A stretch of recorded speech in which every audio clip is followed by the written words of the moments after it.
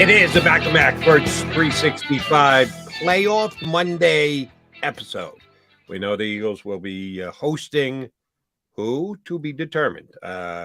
Not this upcoming weekend, but the weekend after. Don't know what time the game is. More importantly, we don't know who the game will be against. We know the NFC playoff matchups. One Saturday, one Sunday, and the Monday nighter is an NFC game. So, Johnny, just let me get your thoughts on these. We've got 7 days to figure this out, but we'll start today. The Seahawks end up making the playoffs. The Lions rallied, beat the Packers last night. In watching that Packer game, I was thinking much like the Eagle game. Aaron Rodgers, can you get a touchdown? Just kept going down the field and settling for field goals, settling for field goals, settling for field goals. And sure enough, the Lions stuck them late to get the Seahawks in the playoffs. They're at the 49ers in the early Saturday game. The Sunday NFC game is the Vikings and the Giants, and then Monday night is Bucs and Cowboys. First and foremost, Seahawks and the 49ers. Is that going to be ugly, Johnny, man? Yeah, I think it's going to be pretty easy for the 49ers. I mean, the 49ers, we talked about it. They're playing great football. Seattle's tremendous story. Geno's a tremendous story. What a season he's had. But yeah, it ends for the Seahawks against the 49ers.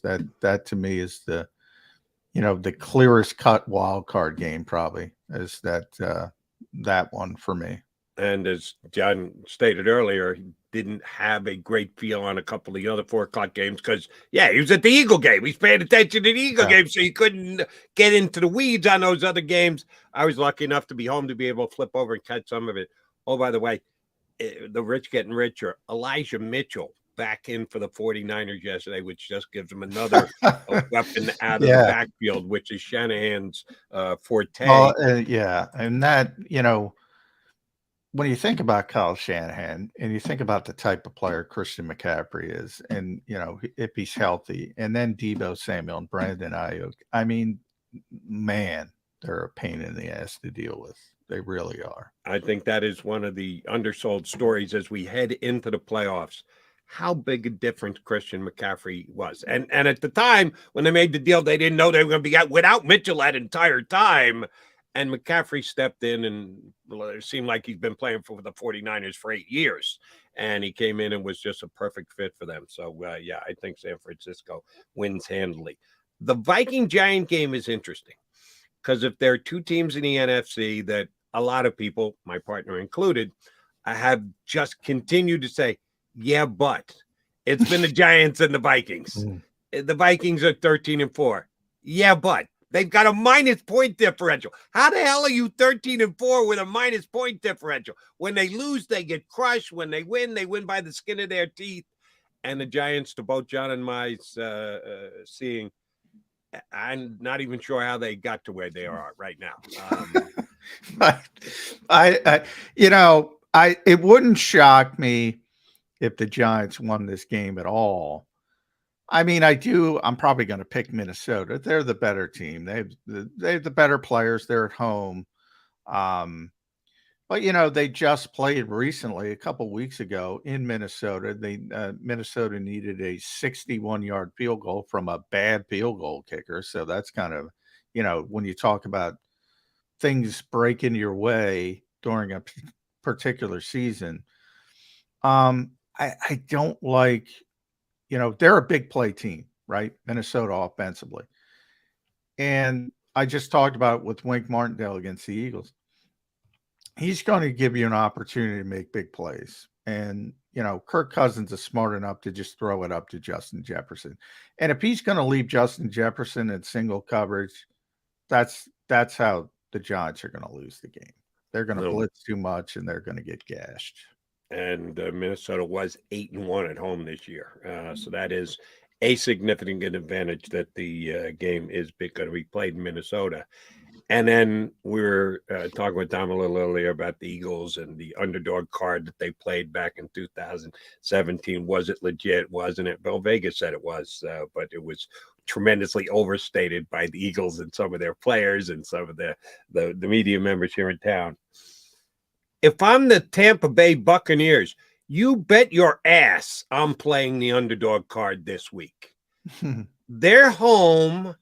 They've got the GOAT as the quarterback. They played the Cowboys previously this year and won. And somehow they're an underdog in this game against Dallas.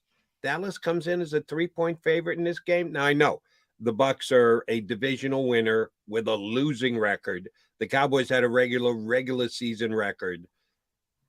But the Bucs still have Tom Brady. And I gave you the stat that I saw this morning that I was unaware of, but now I'll be beating it to death all week.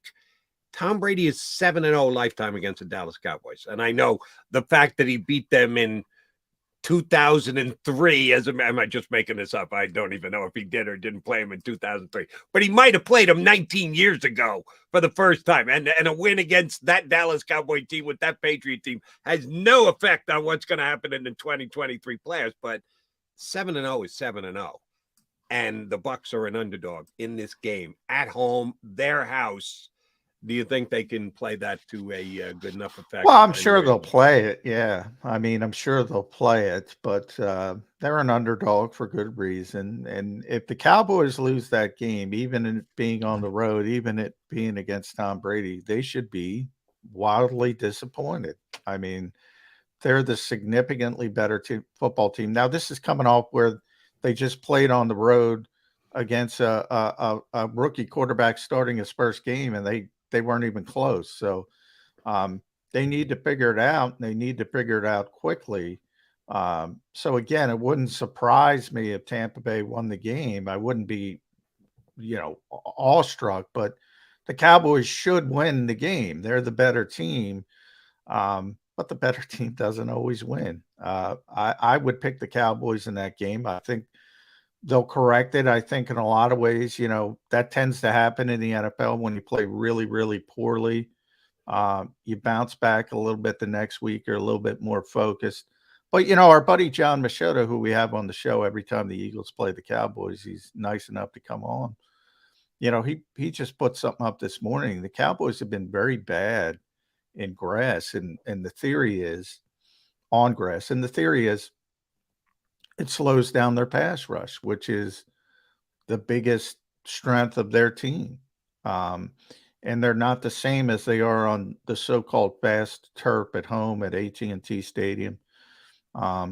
Similar to what makes Minnesota good, right? 8-1, as you mentioned, in that stadium. And then they get on the road like Green Bay a couple weeks ago, and they're all sliding around. They're not wearing the right cleats. The players don't want to wear the 7 studs. I saw that story, and they look like the Keystone Cops. So Tampa Bay's got a chance, but talent-wise, they're up against it. That matchup, Cowboys versus Bucs. If I tell you that it comes down to which of the two head coaches does a better job that day, who are you going with? Mike McCarthy. I think Mike McCarthy, it gets so much crap. I've said it before. People probably hate. I said a couple weeks ago on the show that Dallas has one of the best coaching staffs in the NFL. One of the best coaching staffs in the NFL. They have a tremendous defensive coordinator. They have a tremendous offensive coordinator. They have a tremendous special teams coordinator. Every single one of them would be top 5, I think, in this league. Every single coordinator. And Mike McCarthy gets shat upon, and great. I mean, he won a lot of games in Green Bay, and a lot of that had to do with Aaron Rodgers. It's easy to win games when you have Hall of Fame quarterback play.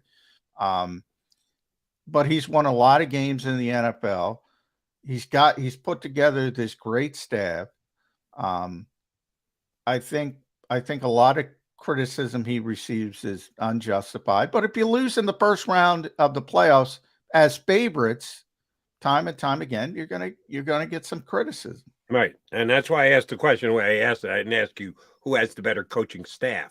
I asked you if it comes down to a head coach matchup in game during that day, who do you like better? Now, truth be told, I'm still taking McCarthy because I'm not a fan of the Buccaneers head coach. Yeah, don't take that as I have faith in Mike McCarthy type stance. I don't. I think it's 2 below average head coaches. Now, you want to give McCarthy credit for putting that staff together. And I agree with you. It is a very good top to bottom staff. Then that goes into the overall evaluation of Mike McCarthy as a head coach. But I'm talking about in-game decisions to be made on the fly. I don't love either of the coaches in that matchup. Yeah, I don't have a problem with Mike. Todd, I know, is a former Jet head coach. I know you haven't been high on him. I don't, I don't think he's terrible, but I don't think he's, great shakes. I never said, "Oh, Todd Bowles is a great coach." I don't think he's a disaster. Here's how I'll make my point to you, John. 7 teams in the NFC this year made the playoffs. How you ranking the 7 head coaches? Who's the best head coach in the NFC in the postseason? Let me.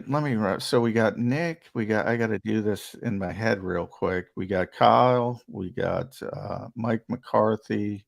We got Kevin O'Connell, Pete Carroll, Todd Bowles, and who am I missing? Who's Brian the 7? Daboll.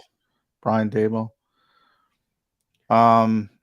Give me 6 and 7. Go ahead, please. Give me 6 and 7 out of those 7 coaches. Well, Todd's definitely. I'm trying to think if there's anybody. I'm not in love with Kevin O'Connell, even with the wins. I to me, the blowouts kind of expose him.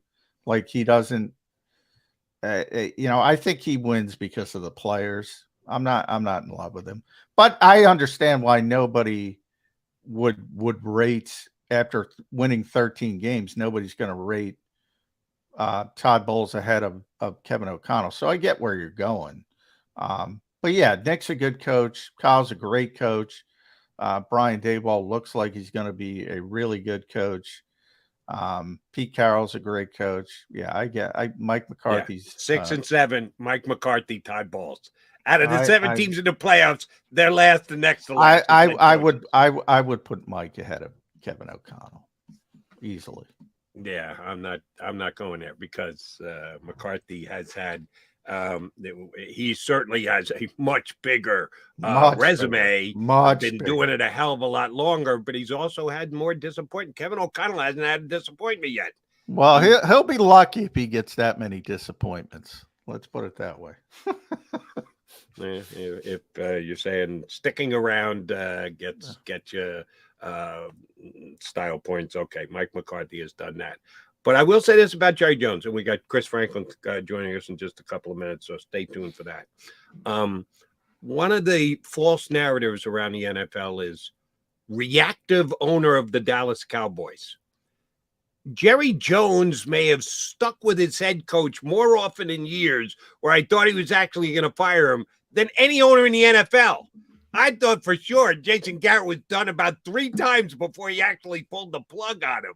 I thought he was out the door. Yeah, well, he should have been. Yeah, but Jerry's kind of loyal. Yeah, actually, he really is. Yeah. And people paint him as this guy who's this. I know better than anybody else. Shoot from the hip, wild man down there in Texas. He really isn't. He does stick with it, specifically head coaches. He does give his head coaches more rope. Yeah, I think the only problem, if you go back to Bill Parcells. The only problem with Parcells fired himself, by the way. Jerry Jones didn't fire Parcells. Well, Parcells fired himself. And even before that, Jimmy Johnson. If you're going to be Jerry's head coach, you have to deal with the fact that he's always going to talk. Like a lot of coaches, like Bill Parcells isn't going to accept that. He doesn't want to hear from the stupid owner, and correctly so. But there are a lot of coaches who will go, all right, he's going to do his radio show. He's going to say what he's going to say. And you got to have the personality to deal with it. Some guys don't have the personality to deal with it. And to McCarthy's credit, the last couple of years, because it has not ended well for the Cowboys, he's played his cards correctly if he wanted to stay the head coach of the Dallas Cowboys. Now, depending on how the game goes, he loses Sunday as a favorite.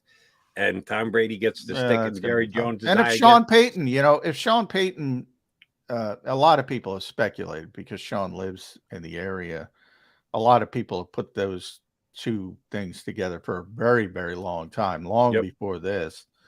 He's the guy, right? Denver's already trying. he's going to be first on everybody's list. And if you can't get Sean Payton, then you're going to go to second, third. If they lose in the first round and Sean Payton says, all right, I'm coming in, I could see him moving on. I don't think he would move on for anybody else, in other words, because he wants, Dan Quinn might get a head coaching job. I don't know how many are going to be open. Already Houston's open, so add another one.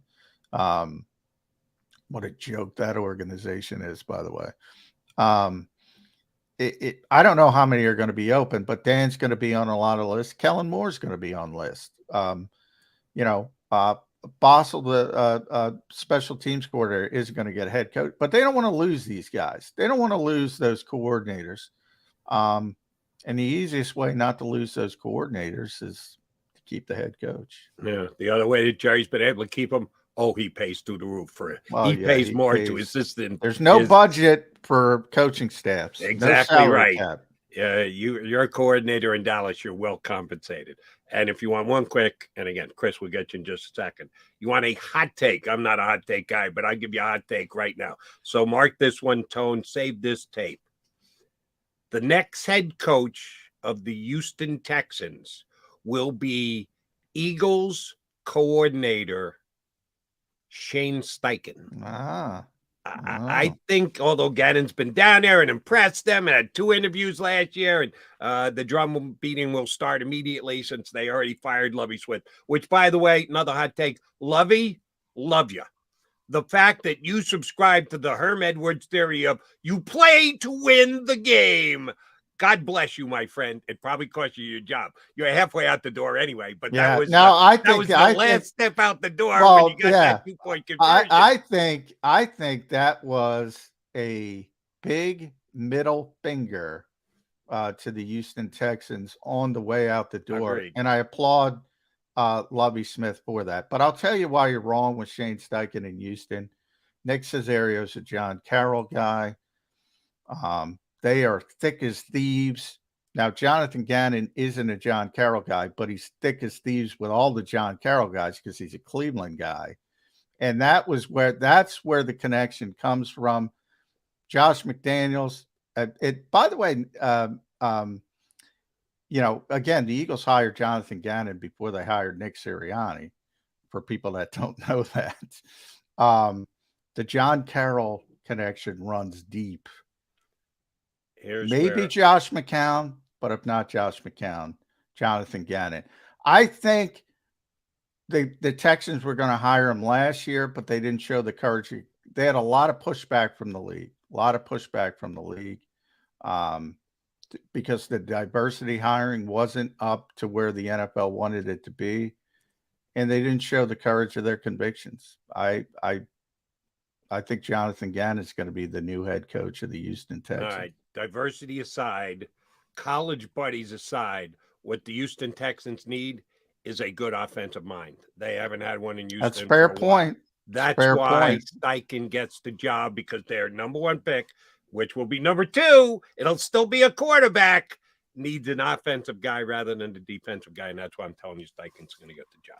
All right, quickie timeout. Chris Franklin has been waiting patiently. We appreciate his patience. We appreciate him whenever he comes on the show. We'll punch him up next here on Birds